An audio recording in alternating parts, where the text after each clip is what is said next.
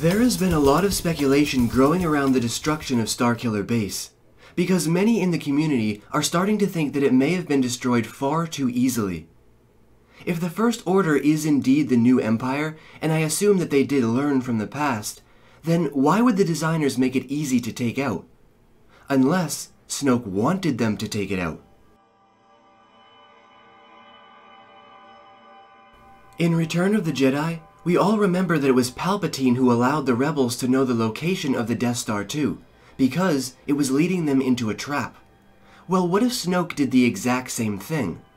But why? Why, after everything that they built, especially a station 3 times the size of the Death Star, would Snoke let it be purposely destroyed? Well, keep in mind that destruction of major systems like the Hosnian or even major bases like Starkiller are necessary casualties of war. In fact, you could call them catalysts. Without the destruction of the Hosnian system, the war would not have begun. And without the destruction of Starkiller Base that followed, no sympathy would be generated for the First Order, who may actually be very liked in the galaxy, much like the Empire. Just look at this situation from a different point of view. Things can seem a bit twisted sometimes, but remember that just like the rebels, the Resistance are radical militants rising up against a military superpower that is keeping order in the galaxy. So what if Snoke destroyed the Hosnian system? That was the system that was supporting terrorism.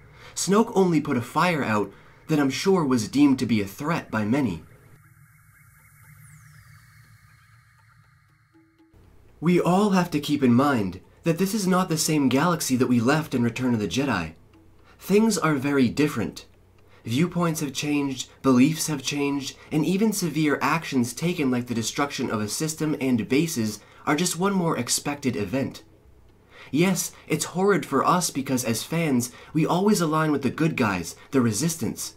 But in this new galaxy, what exactly is good, and what exactly is bad? I also believe there may be a more sinister reason that Snoke is dedicated to taking such drastic action. I have often theorized before that Snoke is an ancient being, kept alive for thousands of years by some dark power. And if this is the case, how does he stay alive? Is it possible that he feeds on entire planets? Is Snoke himself an eater of worlds?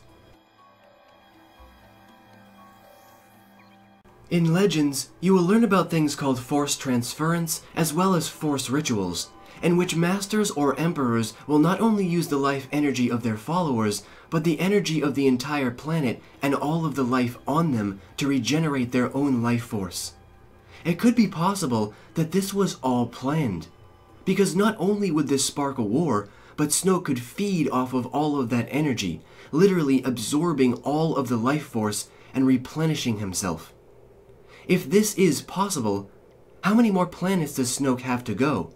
And why does he need so much energy? So now I turn this conversation over to all of you. What do you guys think? Could Snoke be a super powerful dark side force wielder? One so strong he needs entire planets to survive? And what could this mean for the new mythology in the new trilogy?